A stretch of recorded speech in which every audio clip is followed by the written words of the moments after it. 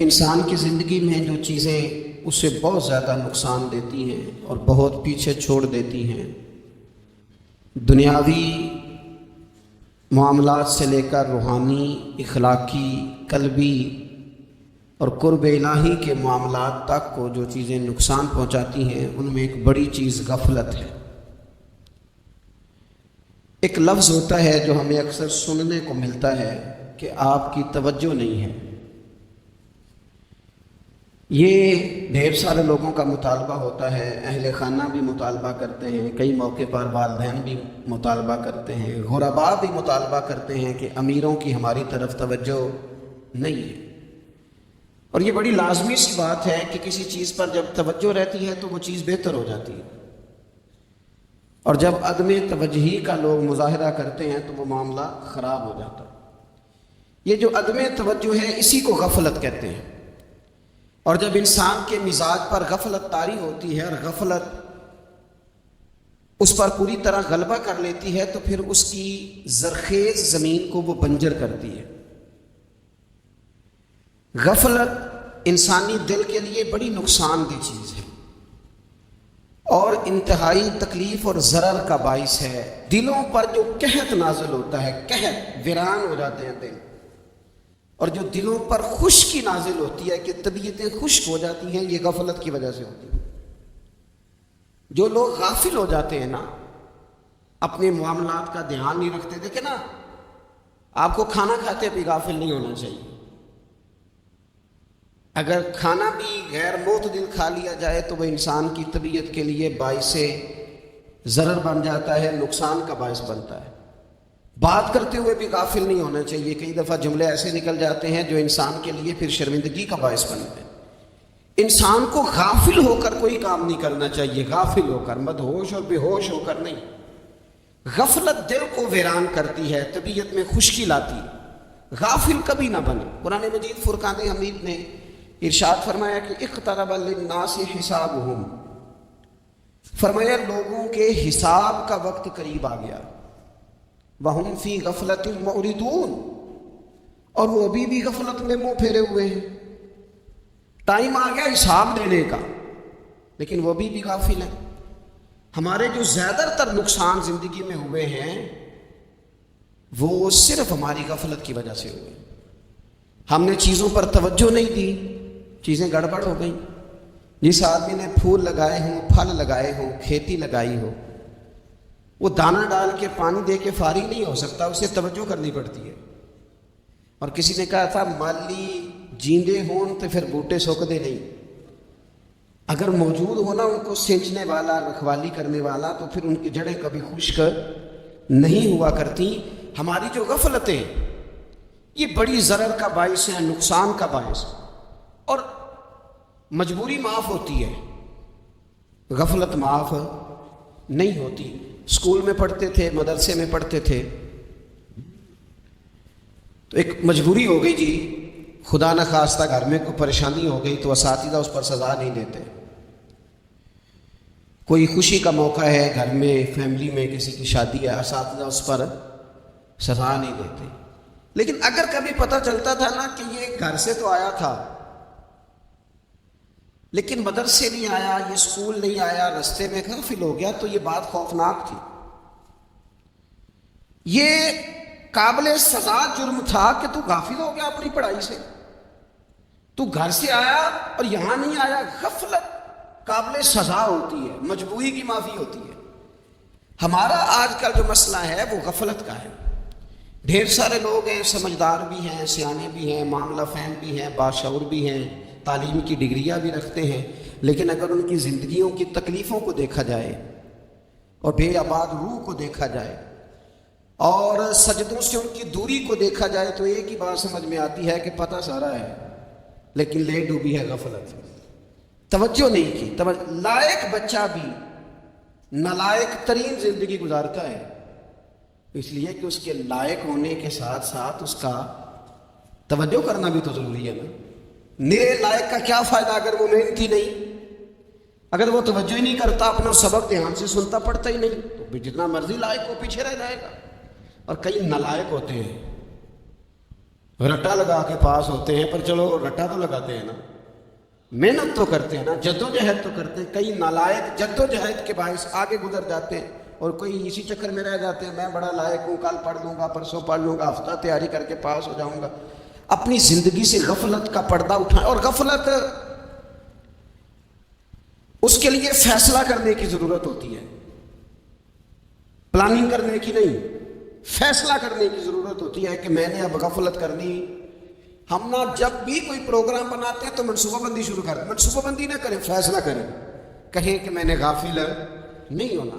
غفلت غرق دنیا کا نام ہے، اپنے آپ کو غفلت سے بچائیں۔ آپ دیکھیں حضرت کعب بن مالک رضی اللہ تعالیٰ عنہ فرماتے ہیں، بخاری میں موجود ہے، فرماتے ہیں کہ جنگ میں پیچھے رہ گیا تھا، میرا خیال تھا کل چلا جاؤں گا، گھوڑے اور سواریاں میرے پاس تیز ہیں، مضبوط ہیں، پرسوں چلا جاؤں گا، تیزی سے بھاگ کے میں پہنچ جاؤں گا، میں قافلے کے ساتھ شامل ہو جاؤں گا، لیکن بس تھوڑی سستی ہو گئی، ذرا غفلت ہو گئی۔ آپ فرماتے ہیں جب سب لوگ چلے گئے حضور علیہ السلام کے ساتھ جہاد میں اور میں پیچھے رہ گیا، تو پھر جب چند دن گزر گئے اور محبوب کے واپس آنے کا ٹائم ہو گیا، تو اب میں غور کرتا سمجھتا تو مجھے مدینے میں یہاں بزدل لوگ نظر آتے، اور کون نظر آتے؟ جو منافق تھے، وہ منافق بزدل دکھائی دیتے، یا مجھے عورتیں اور بچے دکھائی دیتے۔ میں پریشان ہوا، حضور واپس آ گئے۔ جنہوں نے بہانے کیے تھے نا منافقین نے، یہ مجبوری تھی اس لیے نہیں جہاد پہ گئے، یہ جنہوں نے بہانے کیے تھے انہیں مل گئی معافی، اور میں نے سچ بولا، میں نے کہا یا رسول اللہ میں غافل ہو گیا تھا۔ اب کہتے ہیں میں نے جب کہا نا حضور سستی ہو گئی تھی، ذرا غفلت ہو گئی، تو بندہ محبوب سے غافل ہو جائے، بندہ وہیں سے غافل ہو جائے۔ جو دم غافل سو دم کافر، سانو مرشد اے ہو پڑھایا۔ جب کہا نا حضور کو غلطی ہو گئی، کوئی مجبوری نہیں تھی، تو فرماتے ہیں باقیوں کو معافی مل گئی، میرے ساتھ حضور ناراض ہو گئے۔ ایک دن نہیں، 2 دن نہیں، 50 دن حضور ناراض رہے۔ مدینے کی گلیوں نے مجھے پہچاننا چھوڑ دیا، در و دیوار سے مجھے یوں لگتا تھا کہ میں پردیسی ہوں۔ فرماتے ہیں میں مسجد میں آتا تھا، میں جب محبوب کو دیکھتا تو حضور رخ انور پھیر لیتے، اور مجھے پتا تھا جب میرا چہرہ ادھر ادھر ہوتا تو پھر کریم رحمت کی نظر فرماتے 50 دن مسلسل۔ پھر مجھے حکم ہوا کہ بیوی بھی بھیج دو، میکے بچے بھی بھیج دو، ننھال یعنی تنہا رہ جاؤ۔ فرماتے ہیں وہ میں نے قید تنہائی کاٹی، لیکن شکر اللہ کا یہ ہے کہ میں سچا تھا، بس ذرا بھول گیا تھا، بس ذرا غفلت ہو گئی تھی۔ تو فرماتے ہیں پھر اللہ تبارک و تعالیٰ نے میرے اوپر فضل یہ فرمایا کہ میری توبہ کا اعلان رب نے قرآن مجید میں فرمایا۔ تو غافل نہ بنے کبھی بھی، ہمارا نہ مسئلہ یہ، اور آپ نے ناراض نہیں ہونا۔ ڈھیر سارے لوگ غافل ہو جاتے ہیں، مالدار بھی غافل ہیں، صاحبان علم بھی اللہ ماشاءاللہ بہت ساری جگہوں پہ غافل ہیں۔ جن لوگوں کو 4 لوگ جاننے لگ جاتے ہیں، کوئی مقام حاصل ہو جاتا ہے، وہ بھی بہت ساری جگہوں سے غافل ہو جاتے ہیں، اللہ ماشاءاللہ۔ غفلت بڑی تکلیف والا منظر ہے۔ جو لوگ سمجھتے ہیں نا میں اب گڈ بک میں آ گیا ہوں، اب میں اچھا ہو گیا ہوں، اب میرے لیے خیر کہا جاتا ہے، مجھے اچھائی شاید یہ مستقل میرے ساتھ رہے گی، تعریف ہی ہوگی ہمیشہ، وہ بھی غافل ہو جاتے ہیں۔ اور یہ غفلت ٹھیک نہیں ہوتی۔ وجہ دیکھنی چاہیے کس وجہ سے انسان کو وقار مل رہا، عزت مل رہی۔ اپنی زندگی سے غفلت کو اتار پھینکیں۔ تھوڑی دیر کی تو غفلت ہوتی ہے، لمبی تو نہیں۔ 2 منٹ کے لیے صرف اس نے ڈرائیونگ کرتے ہوئے چہرہ موبائل کی طرف کیا تھا، 2 ہی تو منٹ لگے تھے۔ لمحوں نے خطا کی تھی، صدیوں نے سزا پائی۔ لمحوں نے خطا کی تھی، صدیوں نے سزا پائی۔ ایک لمحے کے لیے غافل ہوئے تھے اور صدیاں، نسلیں روتی رہ گئیں پیچھے، بچے تڑپتے رہ گئے، اہل خانہ پریشان رہ گئے، ماں باپ ساری زندگی روتے رہے، لیکن یہ 2 منٹ کے لیے۔ یہ غفلت جو ہے یہ بڑی تکلیف والا معاملہ۔ اپنی زندگی سے غفلت کو اتارنا ہے، غافل نہیں بننا، ہر وقت توجہ اور ساری باتوں پہ توجہ۔ بعض اوقات لوگ ایک طرف توجہ کر کے ایک طرف سے غافل ہو جاتے ہیں، نہ، توجہ ہمہ پہلو رکھنی ہے۔ ہمارے ذمے جتنے بھی حقوق ہیں ان سب پر توجہ، ہر چیز کا خیال. ایسا نہ ہو کہ عبادت کرتے رہ جائیں اور حقوق العباد ہم سے چھوٹ جائیں، اور حقوق العباد اتنے زیادہ ادا کریں. صاحب مجھے کہنے لگے ایک دفعہ بڑے وثوق کے ساتھ کہنے لگے جی معاذ اللہ ثم نہیں جی ٹائم ملتا پھر نماز دا کی کریے، روزی کمانا بھی تو عبادت ہے نا. تو میں نے کہا آپ نے عبادت کرنا ایک حصہ قبول کیا ہے، آپ نے کل عبادت نہیں قبول کی. عبادت کل ہے ہمہ پہلو، ایک حصہ آپ قبول کر کے نکل گئے اور باقی آپ نے چھوڑ دی. تو کسی ایک طرف سے بھی غافل نہیں ہونا. جتنی ذمہ داریاں ہیں، جتنی ڈیوٹیاں ہیں، ان سب کا خیال. اور جو بڑا آدمی ہوتا ہے، بڑا گھر میں بڑا ہو، قبیلے میں بڑا ہو، علاقے میں بڑا ہو، ادارے میں بڑا ہو، کلاس میں بڑا ہو، جو بڑا ہے اس کی تو ساری آنکھیں کھلی ہوئی ہونی چاہیے. ایک ایک پر اس کی نظر ہونی چاہیے کہ میری کہاں ضرورت ہے، کہاں مجھے اشک شوئی کرنی ہے، کس کے ساتھ میں نے کس طرح محبت کا رویہ رکھنا ہے. غافل نہ بنے. اچھا جی اب کیسے پتہ چلے گا کہ ہم غافل ہیں؟ یہ کیسے پتہ چلے گا؟ آپ کسی بندے سے بھی پوچھ لیں حالات کیا ہیں تو کہتے ہیں اللہ کا شکر ہے کبھی کسی کا دل نہیں دکھایا، اللہ کا شکر ہے جی زمانہ ہو گیا 5 نمازیں پڑھتا ہوں، اللہ کا شکر ہے جی. کیسے پتہ چلے گا غافل ہے؟ پہلی علامت ہمارے علماء اور صوفیاء نے غافل بندے کی لکھی ہے. اس آئینے میں نے اور آپ نے اپنا آپ دیکھنا ہے. غافل بندے کی پہلی علامت یہ ہوتی ہے کہ وہ دنیاوی کاموں میں چست ہوتا ہے اور اللہ اور اس کے رسول کی فرما برداری میں سست ہوتا ہے. یعنی نماز کے وقت تو اسے نیند ستاتی ہے، پریشانی ہوتی ہے، لیکن اگر کسی جگہ مال مل رہا ہو، پیسے مل رہے ہوں، وہاں جانا ہو تو پھر اسے کوئی چیز بھی تنگ نہیں کر. دنیاوی کاموں میں چست ہوگا، یعنی ٹی وی کے آگے، موبائل کے آگے وہ گھنٹوں بیٹھا ہوا ہے. اور اگر اسے 25 منٹ قرآن پاک سننا پڑ جائے، اگر اسے 20 منٹ دینی محفل میں بیٹھنا پڑ جائے، اگر اسے کہا جائے کہ تو 20 رکعت نماز نفل ادا کر، دنیاوی کاموں میں چست ہے، دینی کاموں میں، یہ غفلت کی پہلی علامت. پھر ذاتی معاملات پہ پیسہ خرچ کرنا ہو تو ڈھیر سارا ہے، کسی غریب کی مدد کرنی ہو تو. وہ ہمارے ایک دوست ہیں، وہ اکثر کہا کرتے ہیں، وہ کہتے ہیں آج کل کسی سے کہنا فلائی کام میں، دینی کام میں، کسی کی مدد میں کچھ 4 پیسے خرچ کرنے ہیں تو لوگ کہتے ہیں ہاتھ تانگ ہے. ہاں کچھ سستا پلاٹ ملتا ہو نا، اور اگر یہ سمجھ آ جائے کہ وہ مجبور ہے بیچارہ بیچنے والا، تو پھر کہتے ہیں میں 2-3 دوستوں کو پھاڑ لے سن. ذاتی کاموں میں جب بندہ چست ہو اور دینی کاموں میں سست ہو تو مطلب یہ ہے کہ بندہ غافل ہے. پہلی علامت غفلت کی. اور غفلت کی دوسری نشانی یہ ہے کہ انسان گناہ کے کاموں کو معمولی سمجھنے لگ جاتا ہے. یہ غافل بندے کی نشانی ہے. گناہ کو معمولی سمجھتا ہے، چھوٹا سمجھتا ہے. آج کل لوگ کہتے ہیں نہیں میں کو اکیلا کر رہا ہوں، ساری دنیا ہی کرتی ہے. اور جناب کیا ہو گیا اگر یہ غلطی ہو گئی تو بندے سے ہو ہی جاتا ہے.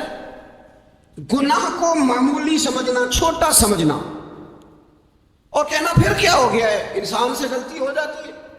آپ دیکھ لیں کہ سینکڑوں بیسیوں گناہوں کا بوجھ ہمارے سروں پہ ہوتا ہے، لیکن کوئی ہمارا دبدبہ ہے، کوئی ہماری گفتگو ہے، کوئی ہمارے جملوں میں خود پسندی ہے، کوئی ریاکاری ہے، کوئی تسنع. یہ غافل بندے کی علامت ہے. نبی اکرم صلی اللہ تعالیٰ علیہ وآلہ وسلم نے فرمایا مومن اپنے گناہوں کو پہاڑ کی طرح سمجھتا ہے. یہ بخاری میں حدیث ہے. مومن پہاڑ کی طرح جانتا ہے اور وہ ڈرتا ہے کہ کہیں وہ پہاڑ اس کے اوپر گر نہ جائے، یعنی کہیں مجھے میرے گناہ کی سزا نہ مل جائے. چھوٹے گناہ کو بھی پہاڑ جانتا ہے، یار مجھ سے غلطی ہو گئی، مجھے ٹھیک کر لینی چاہیے، مجھے معافی لے لینی چاہیے، مجھے توبہ کر لینی چاہیے. مومن اپنے اوپر گناہ کو پہاڑ کی جانب سمجھتا ہے. اور حضور علیہ الصلوۃ والسلام فرماتے ہیں کہ یہ جو فاسق اور فاجر ہوتا ہے نا، اللہ کا نافرمان، یہ گناہ کو مکھی کی طرح سمجھتا ہے. یہ سمجھتا ہے میں نے اشارہ کرنا ہے، مکھی نے اڑ جانا ہے. مومن کی علامت یہ ہے کہ وہ پہاڑ جانتا ہے، اگر غلطی ہو جائے تو پہاڑ. امام اعظم ابو حنیفہ رحمۃ اللہ علیہ گزر رہے تھے تو بارش ہو گئی تھی اور کوفہ میں کیچڑ تھا، تو آپ نے جو جوتے پہنے ہوئے تھے ان جوتوں سے چلتے ہوئے نا آپ کے پاؤں سے کچھ مٹی اڑی، تو سامنے ایک یہودی تھا. اب اس زمانے میں دیواریں کچی ہوتی تھیں، اس کے دیوار پر جا کے وہ مٹی جو تھی وہ لگ گئی. اب امام صاحب بڑے پریشان ہوئے کہ میں نے اس کی دیوار کو آلودہ کر دیا. یہاں تو لوگ اپنی اینٹیں رکھتے رکھتے کنیوں کی دیواریں توڑ ہی دیتے ہیں. اور پھر وہ اس پر ماننے کو بھی تیار نہیں ہوتے، تسلیم کرنے کو بھی تیار نہیں ہوتے۔ وہ کہتے ہیں پھر کیا ہو گیا، اب ہمارا یہاں گھر ہے تو ہم نے ٹرالی منگوانی نہیں تھی، ہمارا حق بنتا تھا۔ امام صاحب کے پیروں سے ذرا کیچڑ اڑا، یہودی کی دیوار پہ لگا، اس کی کچی دیوار تھی۔ امام صاحب پریشان ہو گئے، سوچنے لگے کہ اگر میں دیوار سے یہ کیچڑ اتارتا نہیں تو یہ بھی زیادتی ہے، میں نے اس کی دیوار کو گدلا کر دیا، اور اگر میں اتارتا ہوں تو کچھ مٹی اس کی دیوار کی بھی اتر جائے گی، کچی دیوار ہے، یہ بھی زیادتی ہے۔ مومن گناہ کو پہاڑ کی طرح سمجھتا ہے کہ کہیں گر نہ جائے، اس کی بھی کہیں سزا نہ مل جائے۔ امام صاحب نے اس کے دروازے پہ دستک دی، وہ باہر آیا تو اتفاق سے وہ آپ کا مقروض بھی تھا، اس نے پیسے دینے تھے۔ باہر نکلتے کہنے لگا اوہو آپ تو قرض لینے آ گئے، میرے پاس تو ابھی گنجائش نہیں ادا کرنے کی۔ تو امام صاحب کہنے لگے تو قرض چھوڑ، وہ میں نے معاف کیا، میرے سے غلطی ہو گئی ہے۔ میں آ رہا تھا، لکڑی کے جوتے اس زمانے میں کھڑاؤں لوگوں نے پہنے ہوتے تھے، کہا وہ میرے پیروں سے ذرا کیچڑ اڑا ہے، تیری دیوار پہ لگ گیا ہے۔ اب میں بڑی دیر سے کھڑا سوچ رہا ہوں کہ اگر میں تیری دیوار صاف نہ کروں تو میں نے یہ میلی کر دی، گدلی کر دی، یہ بھی بات درست نہیں ہے، زیادتی، اور اگر میں اسے صاف کرتا ہوں کچی دیوار سے کچھ مٹی اتر جائے گی تو یہ بھی زیادتی ہے۔ اب تو بتا میں کیا کروں؟ تو بے موسمہ پھل تھا نا یہ، تو بے موسمہ پھل دیکھ کے بندہ حیران ہو جاتا ہے۔ جو باتیں روٹین میں نہ ہو رہی ہوں وہ ذرا انوکھی لگتی ہے، بندہ حیران ہو گیا، غور سے امام صاحب کا چہرہ دیکھنے لگا، غور سے چہرہ دیکھنے لگا، اور پھر تھوڑی دیر سوچنے کے بعد کہنے لگا حضور پہلے میں نے دین اسلام کے بارے میں پڑھا اور سنا تھا، آج میں نے دین دیکھا ہے۔ پہلے میں نے سنا تھا کہ دین اسلام اس طرح کا ہے، آج میں نے دین۔ ہم نہ پوری دنیا کے کافروں کو دین سنانا چاہتے ہیں، دکھانا نہیں چاہتے۔ ہم نیک نظر آنا چاہتے ہیں، نیک بننا نہیں چاہتے۔ ہم نیک نظر آنا چاہتے ہیں، نتیجہ کیا نکلتا ہے کہ کچھ عرصے کے بعد پتہ چل جاتا ہے بندہ کس لیول کا نیک ہے، کیا معیار ہے اس کی نیکیوں کا۔ کہنے لگا حضور پہلے میں نے دین سنا تھا، آج دیکھا ہے۔ آپ وہ مٹی کی دیوار پر جو کیچڑ لگ گیا ہے، دیوار کو بعد میں صاف کیجئے گا، پہلے کلمہ پڑھائیں تاکہ میرے اندر کا کفر صاف ہو جائے، مجھے مسلمان کر دیں۔ تو غافل آدمی جو ہوتا ہے نا، وہ پھر تیسری بات، جب بندہ بہت زیادہ غافل ہو جاتا ہے پھر اعلانیہ گناہ کرنے لگتا ہے۔ ایک گناہ پھر اس کا اظہار گناہ۔ ایک بندہ، حدیث پاک میں آتا ہے، ایک بندہ رات کو کوئی غلطی کرتا ہے، اللہ تعالیٰ اس پہ پردہ ڈال دیتا ہے، لیکن وہ سویرے خود لوگوں کو بتاتا پھرتا ہے میں نے یہ کیا، میں نے یہ کیا۔ جب آپ اظہار گناہ کرتے ہیں نا تو سامنے والا بھی دلیر ہوتا ہے، کہتا ہے اس نے کیا میں کر لوں گا تو پھر کیا ہوا۔ ہمارے علماء نے لکھا ہے کسی کی نماز قضا ہو جائے تو کسی کو بتائے نہ، قضا پڑھ ڈالے، اس کا جگہ جگہ ذکر نہ کرے۔ جب آپ کہیں گے نا میری قضا ہو گئی تو آپ کے ساتھ رہنے والا بچہ دوست سمجھے گا یار اس کی قضا ہو گئی ہے تو میری بھی ہو جائے گی تو کیا ہو۔ گناہ کرنا بھی گناہ ہے اور گناہ کا اظہار بھی گناہ ہے۔ نبی اکرم صلی اللہ تعالیٰ علیہ وآلہ وسلم نے ارشاد فرمایا میری ساری امت کو معافی مل جائے گی سوائے ان لوگوں کے جو اعلانیہ گناہ کرتے ہیں۔ یہ بخاری مسلم دونوں میں حدیث موجود ہے۔ جو اعلانیہ گناہ، جنہوں نے خود ساری دنیا کو گواہ بنا لیا، میں نے یہ بھی جرم کیا، یہ بھی کیا، یہ بھی کیا، یہ بھی کیا، خود انہوں نے لوگوں کے، بہت بڑے غافل آدمی کی علامت ہے کہ گناہ کرے اور پھر اوپر سے اعلانیہ گناہ کرے، اتنا بڑا جرم کرے۔ پھر چوتھی علامت اگر ہم دیکھنا چاہیں کہ ہم غافل تو نہیں، تو غافل بندے کی چوتھی علامت یہ ہوتی ہے کہ وہ فضول کاموں میں وقت بڑا ضائع کرتا ہے۔ فضولیات میں ادھر بیٹھے ہیں ادھر بیٹھے ہیں، یہاں گپ شپ ہو رہی ہے، وہاں موبائل دیکھا جا رہا ہے، پھر کوئی ٹائم ملا ہے تو پھر کہیں دور دراز کسی ہوٹل پہ کھانا کھانے چلے گئے، پھر کچھ ٹائم ملا تو چلو نکلتے ہیں ذرا کوئی ہفتہ سیر کر آتے ہیں، یہاں گپ شپ ہے، فلاں کو ڈسکس کر لیتے ہیں، فلاں کے بارے میں بات کر لیتے ہیں، سیاسی تبصرے کر لیتے ہیں، یہ تھوڑی گفتگو ہو جاتی، چلے محلے داروں پہ تبصرہ شروع کرتے ہیں، کون روٹی زیادہ کھا رہا ہے اور کس کے پاس پیسے زیادہ آ گئے، چلو جا کے پتہ کرتے ہیں۔ حالانکہ یہ پتہ نہیں کرنا چاہیے تھا، پتہ تو اس کا کرنا چاہیے تھا جو بیچارہ کل سے بھوکا ہے، خبر تو اس کی رکھنی چاہیے تھی جس بیچارے کے گھر میں بچوں کے لیے پہننے کو کپڑے موجود نہیں ہیں، اس پر تبصرہ یہ کرتے ہیں کہ یہ محنت کیوں نہیں کرتے، اور اگر کسی پر اللہ عطا کر دے پھر حساب ضرور لگاتے ہیں کہ ذرا معلومات کرو یہ اتنی جلدی آگے کیسے نکل گئے۔ غافل بندے کی علامت ہے وقت کا ضائع کرنا اور فضول کاموں میں ضائع کرنا اور بلا وجہ ضائع اور ایسے سوالات کرنا جن کی ضرورت ہی کوئی نہیں، بالکل ضرورت ہی نہیں، کوئی مطلب بھی نہیں، لیکن ہم لوگ وقت ضائع کی غفلت کی علامت، غفلت۔ اللہ والوں کی علامت کیا تھی؟ ایک بات انہوں نے زندگی میں لے لی، سیکھ لی، پھر ساری زندگی اسی پہ گزار دی۔ ان کا ارادہ تھا نا کسٹور سیدھا کیا۔ کچھ لوگ ساری زندگی لیکچر قبول لے لے کے سن کے پھر بھی سمجھنے کو تیار ہے، یہ غافل دل کی علامت ہے۔ اس لیے نبی پاک صلی اللہ تعالی علیہ وسلم نے فرمایا دو نعمتیں ایسی ہیں جن میں اکثر لوگ غفلت میں، ایک صحت اور دوسری فراغت۔ لوگ بلا وجہ وقت ضائع کرتے ہیں۔ اللہ نے صحت دی ہے، کسی خیر کے کام میں لگائیں۔ اگر آپ کے پاس فارغ وقت ہے تو قرآن پاک کو یاد کریں، ترجمہ اور تفسیر سے پڑھیں، محبوب پاک علیہ السلام کی احادیث کو یاد کریں، اللہ والوں کی باتیں سنیں۔ وقت ملے تو عبادات میں لگائیں، نوافل میں لگائیں، تلاوت میں لگائیں، ذکر اذکار میں لگائیں، اور پھر اللہ مزید توفیق عطا کرے تو کسی کے بھلے میں وقت لگائیں۔ گلی سے کوئی کانٹا اٹھائیں، کوئی روڑا اٹھائیں، کوئی کسی کی مدد کریں، لیکن یہ غافل انہیں کی علامت ہے کہ اپنے وقت کو ضائع کرنا۔ اور پھر اسی طرح غفلت کی پانچویں علامت یہ ہے کہ اگر بندے کو دنیا سے پورا پیار ہو جائے، یعنی شب قدر میں بھی آگے کہتا ہے یا اللہ کبھی پیسے دے دینا، شب برات والے دن بھی کہتا ہے کہ مالک اگر کبھی کوئی ایسا سبب لگ جائے، یعنی بیت اللہ شریف کے سامنے کھڑے ہو کے بھی اگر اس نے مال ہی مانگنا ہے وہاں بھی اس نے یہی سوال کرنا ہے، حب دنیا اتنی غالب آ جائے تو یہ غافل ہونے کی علامت۔ دنیا ضرورت ہے، مقصد نہیں ہے، دنیا کی حاجت ہے، مقصد نہیں ہے، یہ مقصود نہیں۔ اور جب لوگ فقط دنیا کے مال کو، دولت کو، نبی پاک علیہ السلام نے فرمایا وہ لعنتی ہے جو درہم اور دینار کا بندہ بن گیا ہے، پیسوں کا بندہ بن گیا ہے، مل جائے تو خوش ہوتا ہے، نہ ملے تو تکلیف میں آ جاتا ہے۔ یہ غافل بندے کی علامت۔ مومن تو وہ ہوتا ہے کہ دولت رزق حلال ضرور کماتا ہے تاکہ کسی کے آگے ہاتھ نہ پھیلانا پڑے، کوشش ضرور کرتا ہے، پر دنیا کو جیب میں جگہ دیتا ہے، دل میں نہیں دیتا۔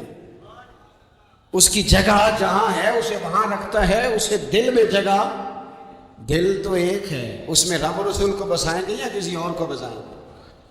تو حب دنیا یہ غافل ہونے کی بہت بڑی علامت ہے۔ پھر اسی طرح جو بندہ رب کریم کو جانتا نہیں نا وہ بھی غافل ہو جاتا ہے۔ ایک تو جو یہ نہیں نہ جانتا کہ رب کریم سزا دے گا، مجھے دیکھ رہا ہے، اسے نہ اونگ آتی ہے نہ نیند آتی ہے، جو اس کی معرفت نہیں رکھتا کہ میرا رب ہر وقت مجھے دیکھ رہا ہے، وہ بھی غافل ہو جاتا ہے۔ جسے پتہ ہونا کہ مجھے دیکھ رہا ہے وہ غافل نہیں ہوتا۔ اور جو یہ سمجھ لیتا ہے نا کہ شاید معاذ اللہ ثم اس یقین کو پکا نہیں کرتا، وہ غافل ہو جاتا ہے۔ اور ایک جو یہ نہیں نہ جانتا کہ رب مہربان کتنا ہے وہ بھی غافل ہو جاتا ہے۔ مجھے بتائیے سب سے زیادہ تو بندہ اس کے دروازے پہ جاتا ہے نا جو سب سے زیادہ مہربانی کرنے والا ہو، اس دروازے سے بندہ اٹھتا ہی نہیں۔ تو جس کو یہ یقین ہو جائے نا سب سے زیادہ کرم فرمانے والی ذات اللہ رسول کی ہے، وہ کبھی رب رسول سے غافل نہیں ہوتا، وہ کبھی اللہ رسول کا دروازہ چھوڑ کے نہیں جاتا، وہ کبھی کسی اور جگہ جا کے پناہ تلاش نہیں کرتا۔ جسے پتہ چل جائے نا وہ کریم کتنا ہے، مہربان کتنا۔ ملا رومی رحمت اللہ علیہ فرماتے بہت بڑا مجرم تھا ایک بندہ، بہت بڑا گناہگار تھا، بت کو پوجتا تھا، تھک گیا، ساری رات بت کے سامنے کھڑا تھا، معاذ اللہ یا صنم یا صنم یا صنم کہتے، تھک گیا، نیند آ گئی، اونگ آ گئی۔ جب پوری طرح نیند آ گئی اور دماغ پہ نیند قبضہ کرنے لگی تو اس کے منہ سے نکل گیا، صنم صنم کہہ رہا تھا نا، نکل گیا یا صمد، او بے نیاز مالک۔ رب کریم نے فرشتوں سے فرمایا دوڑ کے جاؤ، جو کہتا ہے اسے دے دو۔ فرشتے کہنے لگے مالک تو بت کو پکار رہا تھا، اس نے تو غلطی سے نام لیا ہے۔ فرمایا مجھے نہیں پتا، لیکن دیکھو نا اس نے مجھے پکارا تو ہے نا، کتنی دیر سے جھوٹے کو پکار رہا تھا، اس کا معاملہ حل نہیں ہوا، اب اگر سچے کو پکارنے پہ بھی حل نہ ہوا تو فرق کیا رہ جائے؟ دے دو جو مانگتا ہے، دے دو۔ میرے دوست گھر پتہ چل جائے وہ کریم کتنا ہے، وہ مہربان کتنا ہے، میرے رسول پاک علیہ الصلوۃ والسلام نے تو فرمایا تیری آنکھ سے اگر اس کے خوف سے اتنا آنسو بھی نکل گیا جتنا مچھر کا پر ہوتا ہے، تو جس طرح بھینس کے تھنوں سے نکلا ہوا دودھ واپس تھنوں میں نہیں نہ جاتا، جو اتنا بھی روئے نہ روئے اللہ کے خوف سے، وہ بندہ دوزخ میں نہیں جائے گا۔ تھوڑی دیر کے لیے ڈر جائے اپنے رب سے، آئے تو صحیح، عدم معرفت غفلت پیدا کرتی ہے، تو آ تو صحیح، وہ تو کریم ہی بڑا ہے، وہ تو مہربان ہی بڑا ہے۔ حضرت زنیرہ رضی اللہ تعالیٰ عنہ حضور کی صحابیاں ہیں، ایام جو مکے کے تھے مسلمانوں پر بڑی آزمائش کے تھے، انہیں بڑا مارا کفار نے، اتنا مارا کہ ان کی بینائی چلی گئی، نظر آنا بند ہو گیا۔ کافروں کی عورتوں نے تانا دیا کہ تو نے ہمارے بت چھوڑے ہیں نا، تو دیکھنا تیری بینائی چلی گئی۔ تو جناب زنیرہ اللہ پہ بھروسہ، توکل، معرفت الہی کا جذبہ، اٹھ کے کھڑی ہو کہنے کی چپ کرو، تمہارے جھوٹے بت کیا کر سکتے ہیں، میرا رب چاہے تو صبح جب میں اٹھوں تو میری آنکھیں روشن ہوں، اگر کریم کرم کر دے۔ لوگ کہتے ہیں واقعی ایسا ہوا، جب وہ سویرے اٹھی تو اللہ نے ان کی روشنی واپس کر دی۔ تجھے پتہ چل جانا وہ مہربان کتنا ہے۔ وہ ایک بزرگ تھے تو ان سے کسی نے کہہ دیا کہ اگر آپ کا حساب آپ کے ماں باپ کے ذمہ ہو جائے تو پھر کیسا، پوچھنے کے لیے قیامت میں اگر ماں باپ حساب لیں تو پھر کیسا۔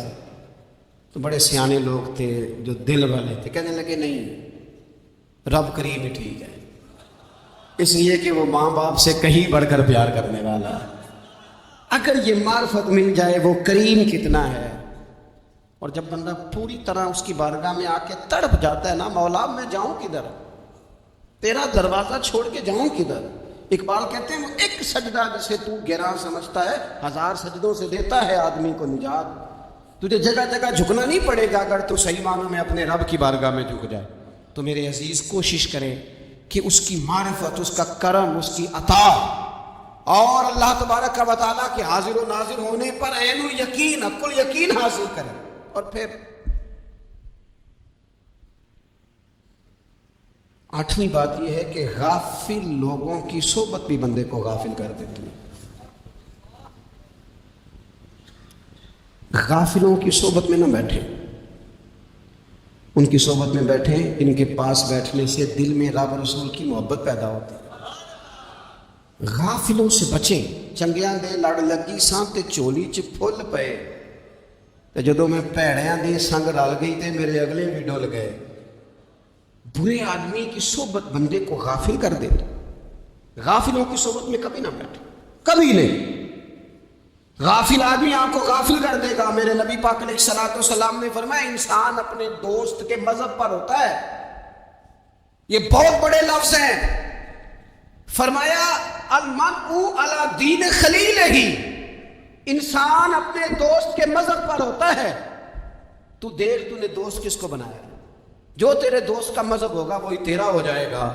ہم نے دوست بنایا نا غوث پاک جیلانی کو، ہم نے یاری لگائی ہے نا داتا علی اجمیری سے، ہماری نسبت ہے نا معین الدین اجمیری سے، ہمارا تعلق ہے نا بہاؤالدین زکریا ملتانی سے، ہمارا رشتہ ہے نا حضرت مجدد الفسانی سے، ہم ماننے والے ہیں نا اعلیٰ حضرت بریلوی کے، ہمارا تعلق ہے کبھی جماعت علی سے کبھی مہر علی سے، ہمارا ان سے تعلق ہے تو صبح شام ہماری زبان پر رہتا ہے بلغ العلا بکمالہ کشفت الدجی بجمالہ حسنت جمیع خصالہ صلوا علیہ وآلہ۔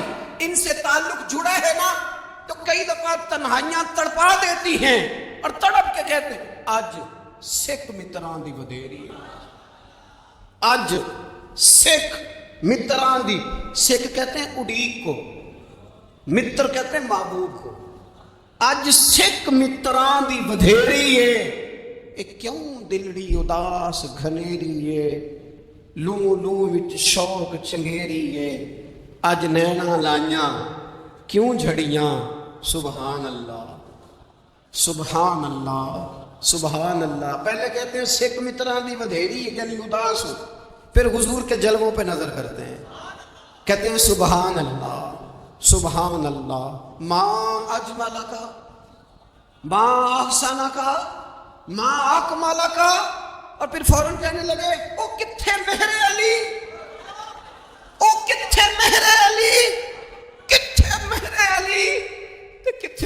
سنا اب ویکھو مشتاق اکھی کتھے جاڑیاں بالغ العلا بے کمال کشفت دجا بے. اور میرے اعلیٰ حضرت کہنے لگے سرور کہوں کہ مالک و مولا کہوں، باغ خلیل کا گلے زیبا کہوں تجھے، تیرے تو وصف عیب تناہی سے ہیں بری، حیران ہوں میرے شاہ میں کیا کیا کہوں تجھے. غافل آدمی کی علامت ہے برے لوگوں کی صحبت میں. خبردار ان کے پاس نہ بیٹھنا جن کے پاس بیٹھنے سے تمہارے دلوں میں اولیاء اللہ کے بندوں کی عداوت پیدا ہو. خبردار خبردار ان کے پاس نہ بیٹھنا جن کے پاس بیٹھنے سے تمہارے دلوں میں حضور کی اولاد پاک کے بارے میں شک پیدا ہو.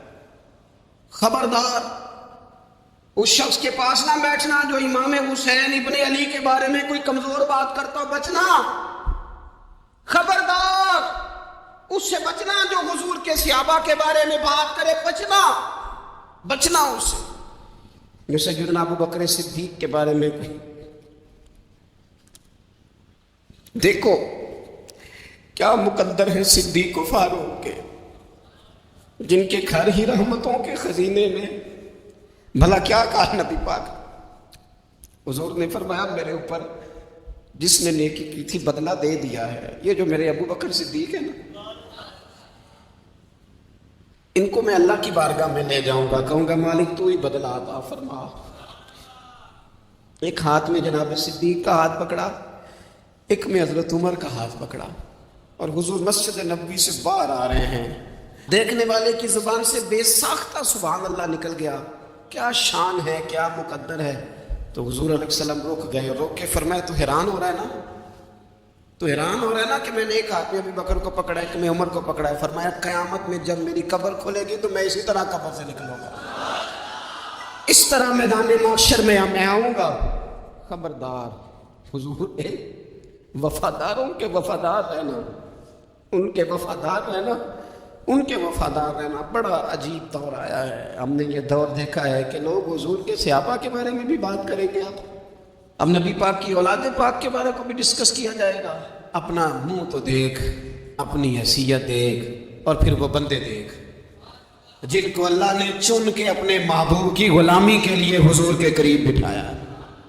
تو بچنا ایسے لوگوں سے، پرہیز کرنا. خبردار عقیدہ ستھرا رکھنا، عقیدہ ستھرا رکھنا، صاف رہنا، پاکیزہ رہنا، غافلوں کی صحبت سے بچنا. بڑا ڈرتے ہیں اللہ سے، دعائیں مانگتے ہیں یا اللہ نسلوں میں بھی وہی بندے پیدا فرما جو عقیدے پکے رکھنے والے ہیں. وہ بندے پیدا فرما ہماری نسلوں میں. ایک وہ بندہ بھی غافل ہو جاتا ہے جو امیدیں لمبی لگا لیتا ہے، جن کے منصوبوں میں دولت بھی ہوتی ہے، گھر بھی ہوتا ہے، اولاد کا بڑا ہونا بھی ہوتا ہے، پوتے پوتیاں نواسے نواسیاں دیکھنا بھی ہوتا ہے، یہاں بھی گھر وہاں بھی گھر، یہ سیر، یہ سارا کچھ ہوتا ہے. لیکن رب کی بارگاہ میں پیش ہونا جن کے پیش نظر نہیں ہوتا. لمبی امیدیں. حضرت مولا علی شیر خدا فرمایا کرتے تھے میں تم پر دو باتوں کا خوف کھاتا ہوں جو ڈر آتا ہے.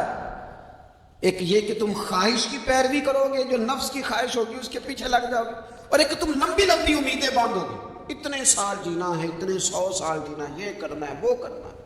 منصوبہ بندی کریں مستقبل کے لیے، وہ بری نہیں، لیکن تیاری رکھیں. اس بات کا بھی خیال رکھیں کہ اللہ کی بارگاہ میں حاضر ہونا. یہ غفلت کی چیزیں ہیں جو بندے کو غافل کر دیتی ہیں. جو لوگ اللہ کا ذکر نہیں کرتے وہ بھی غافل ہو جاتے ہیں، اور جو فضول باتیں زیادہ کرتے ہیں نا، ہنستے زیادہ ہیں. فَلْيَضْحَكُوا قَلِيلًا وَلْيَبْكُوا كَثِيرًا. قرآن کہتا ہے زیادہ رویا کرو، کم ہنسا کرو. نبی پاک علیہ الصلوۃ والسلام سے پوچھا تھا حضرت عقبہ بن عامر نے کہ یا رسول اللہ نجات کس چیز میں ہے؟ تو نبی پاک علیہ الصلوۃ والسلام نے فرمایا ایک تو اپنی زبان قابو میں رکھو، دوسرا فرمایا اپنے گھر میں ٹھہرے رہو، تمہارا گھر تمہارے لیے کافی ہو، فضول نہ نکلو گھر سے، اور تیسرا فرمایا اپنی خطاؤں پہ رویا کرو. کثرت کلام اور فضول کلام اور بلا وجہ بندے کو غافل کرتا ہے، دل کو سخت کرتا ہے. یہ چند چیزیں ہیں جو انسان کو غفلت میں ڈالتی ہیں. اپنے آپ کو ان چیزوں سے بچائیں اور غفلت کو توڑیں. آپ کے ذمے میرے ذمے جو حقوق و لباد ہیں ان کا پتہ کریں، جو اللہ رسول کے حقوق ہیں ان کی خبر دیکھیں، ہماری جو ذمہ داریاں ہیں ہم کس طرح انجام دے رہے ہیں اس پر توجہ کریں، اپنے معاملات کو ٹھیک کریں. ہم انسان ہیں، کوتاہیاں تو رہ جائیں گی، لیکن جب کوشش کریں گے تو پھر رب تعالیٰ مدد بھی فرمائے گا. ایک بات اور کرنی ہے، ایک تو میں نے عرض کیا غفلت کو توڑنا، ایک دوسری بات قرآن مجید کا ایک سبق اور. جب غفلت توڑنی ہے تو پھر لازمی طور پر ایک کام کرنا پڑے گا. میں نے یہ عرض کیا تھا کہ پلاننگ نہیں کرنی، فیصلہ کرنا ہے. تو فیصلہ کرنا ہے تو کرنا کیا ہے؟ پھر قرآن حکیم نے سورہ بقرہ میں کہا فاستبقوا الخیرات، یعنی تم نیکیوں کی طرف دوڑو، جلدی جلدی نیکیاں کرو، فٹافٹ، دیر نہ کرو. فٹافٹ سے مراد یہ نہیں کہ نیکی جلدی جلدی کر جاؤ، یعنی ٹال مٹول نہ کرو خیر کے کام میں. کل کریں گے، پرسوں کریں گے، عمرہ کر رہے ہیں پھر نیکی ہے، حج کر رہے ہیں پھر نیکی ہے، بچے بیان ہو پھر میں نیک ہوں.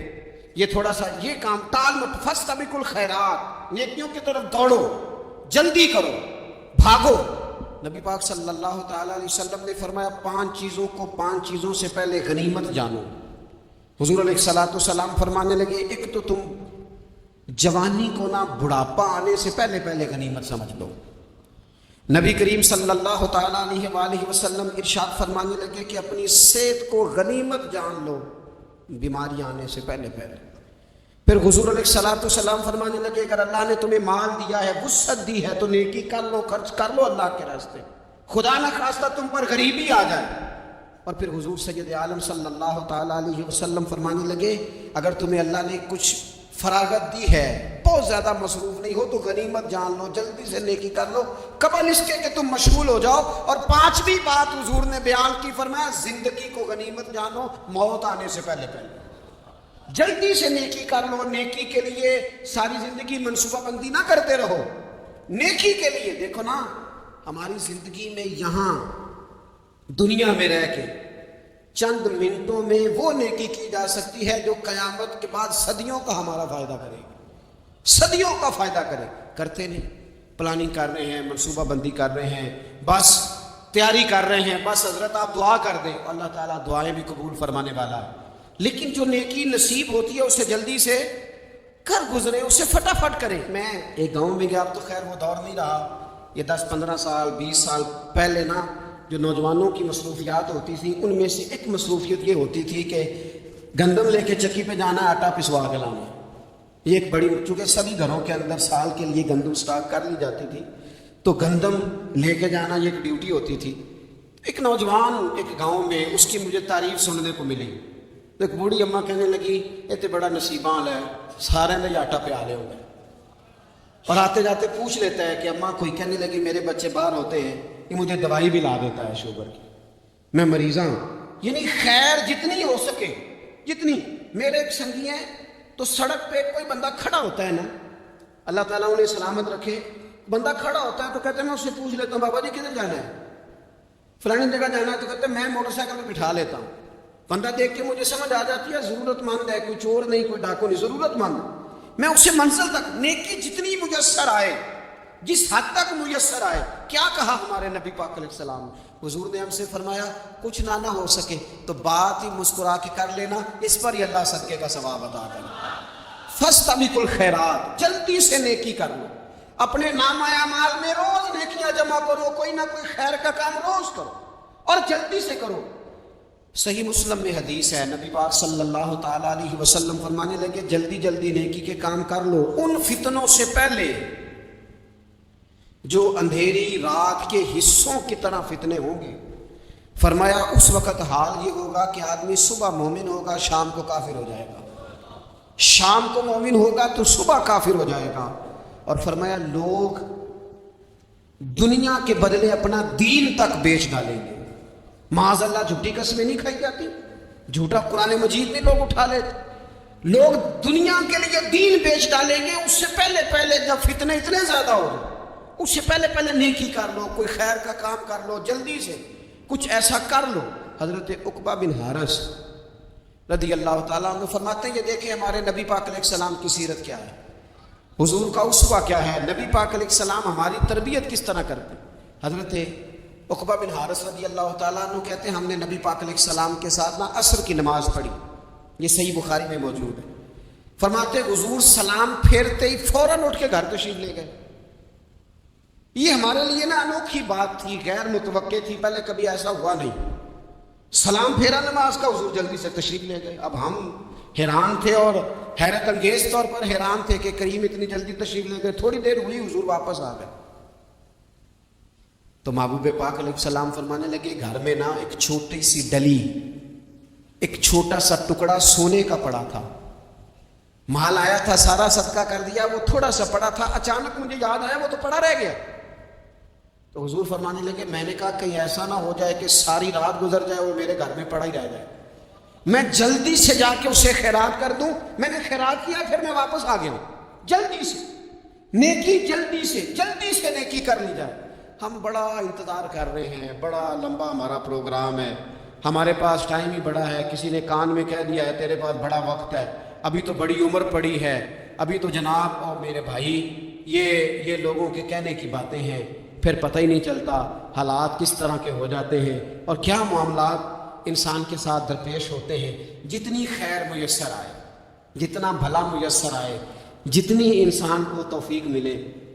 میں نے بزرگوں کو دیکھا، اپنے اساتذہ کو،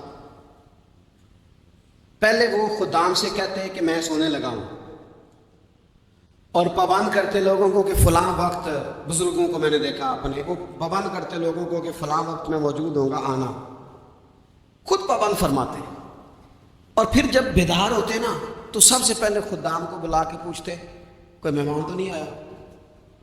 وہ جناب آپ نے خود ہی تو پابند فرمایا فلاں دن آنا۔ کہنے لگے چل یار اگر کوئی آیا تو مجھے ملا لو، میری ملاقات کرا لو۔ کیوں؟ اس لیے کہ دور سے آیا ہے، مجھ سے ملنے آیا، کوئی خیر کی بات سیکھنے آیا، چلو میرے نام آیا مال میں کوئی نیکی جائے گی، کچھ نہ کچھ خیر جمع کر لی جائے، کچھ نہ کچھ ڈیوٹی کر لی جائے، کچھ کام کریں اور جلدی سے کریں۔ حضرت جابر ابن عبداللہ انصاری رضی اللہ تعالیٰ عنہ بیان کرتے ہیں، یہ بھی بخاری میں موجود ہے، کہتے ہیں ایک صحابی نا نبی پاک علیہ السلام کی بارگاہ میں حاضر ہوئے غزوہ احد کے موقع پر، اور حال ان کا یہ تھا کہ وہ کھجور کھا رہے تھے اور کھجور انہوں نے منہ میں رکھی ہوئی تھی۔ حضور کی بارگاہ میں حاضر ہوئے اور عرض کرنے لگے یا رسول اللہ صلی اللہ تعالی علیہ وسلم اگر میں شہید کر دیا جاؤں تو کہاں جاؤں گا؟ حضور فرمانے لگے جنت میں۔ تو کہتے انہوں نے جو کھجور منہ کے اندر تھی نا وہ انہوں نے نگلی نہیں، اندر نہیں لے گئے، اس کو باہر نکالا اور دوڑ کے آگے بڑھے اور جنگ کرنی شروع کر دی اور لڑتے لڑتے شہید ہو گئے۔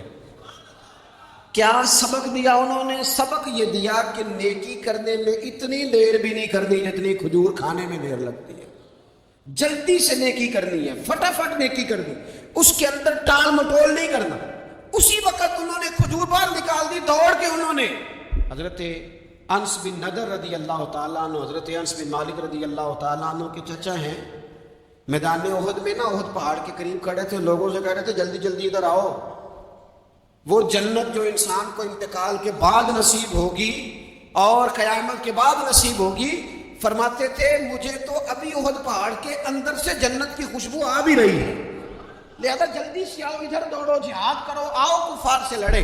تو نیکی میں دیر نہیں کرنی، جو نیکی میسر آتی ہے، جس کو میسر، ماں باپ میسر ہیں تو خدمت کر لیں، اہل خانہ ہیں تو حسن سلوک کر لیں، اللہ نے اولاد دی ہے تو اچھی تربیت کر لیں، دوست ہیں تو خیر خائی کر لیں، اگر آپ کو اللہ رمضان عطا کرتا ہے تو زیادہ سے زیادہ اس کی عبادت کر لیں، اگر نظر ٹھیک ہے تو تلاوت زیادہ سے زیادہ کر لیں، زبان چلتی ہے تو رج رج کے مدینے والے محبوب پہ درود و سلام پڑھ لیں، اللہ تعالیٰ کا ذکر کر لیں، جلدی سے خیر جمع کریں، اپنے وقت کو ضائع نہ کریں۔ یہ آج کا سبق ہے۔ ایک تو ہم نے فیصلہ کرنا ہے کہ بس غفلت نہیں، اب غفلت اب انشاءاللہ اللہ اللہ کرنی، اب کوئی خیر کا کام کرنا ہے۔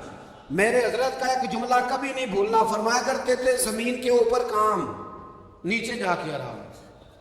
یہ چھوڑ دیں اتنے گھنٹے سونا ہے تو یہ کرنا ہے تو میری نیند میں دخل کوئی نہ ڈالے، پھر سوتے ہی رہ جائیں گے، سوتے ہی رہ جائیں۔ زمین کے اوپر کام اور نیچے جا کے جاگنا ہے، جاگ لے افلاک کے سائے تلے، پھر حشر تک سوتا رہے گا خاک کے سائے تلے۔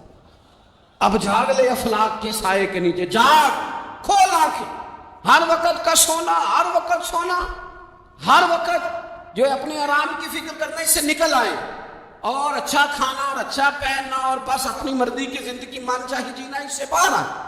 فیصلہ کریں فیصلہ کہ اب غفلت نہیں کرنی.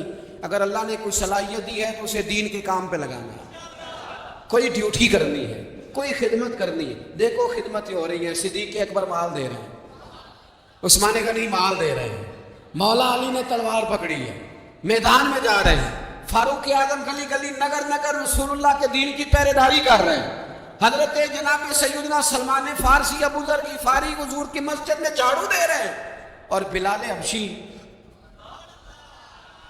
وہ نبی پاک کی مسجد میں اذان پڑھتے پڑھتے رب نے اتنا عروج فرمایا کہ کعبے کی چھت پہ کھڑے ہو کے بھی اذان پڑھنے, انہوں نے اذان دی. تو کوئی کام کرنا ہے, غفلت کو توڑنا ہے اور نیکی کرنی ہے ذرا جلدی جلدی, خیر کا کام کرنا ہے. نہیں ایسے نہیں, فٹافٹ. کیسے جی؟ فٹافٹ. تو فٹافٹ کام کریں خیر کا, جلدی جلدی. تو یہ خیر کا کام فٹافٹ, جلدی جلدی اور بڑی جلدی اور دوڑ دھوپ کے. اور جب آپ کرتے جائیں گے نا تو پھر اللہ تعالیٰ مواقع بناتا جائے گا. آپ سے میری اپیل ہے, بالخصوص میرے ساتھ جو وابستہ سنگی ہیں, جو پیار کرنے والے ہیں, 2 باتیں آج آپ نے لے کے جانی ہے گھر. یہی لنگر ہے, یہی آپ کے لیے دعا ہے, یہی ہمارے بزرگوں کا فیض ہے, یہی نصیحت ہے کہ آپ نے 2 باتیں لے کے جانی ہے. غفلت توڑ دینی ہے, فیصلہ کرنا ہے کہ آج کے بعد غافل نہیں ہونا, اور دوسری یہ بات لے کے جانی ہے کہ نیکی جلدی جلدی, فٹافٹ فیصلہ, فٹافٹ نیکی. ایک کر کے پھر انشاءاللہ دوسری کر کے پھر انشاءاللہ تیسری کر کے پھر انشاءاللہ چوتھی. یہ شروع کرنی ہے, اور آپ دیکھیں گے اللہ تعالیٰ مہربانی فرمائے گا, مدد کرے گا.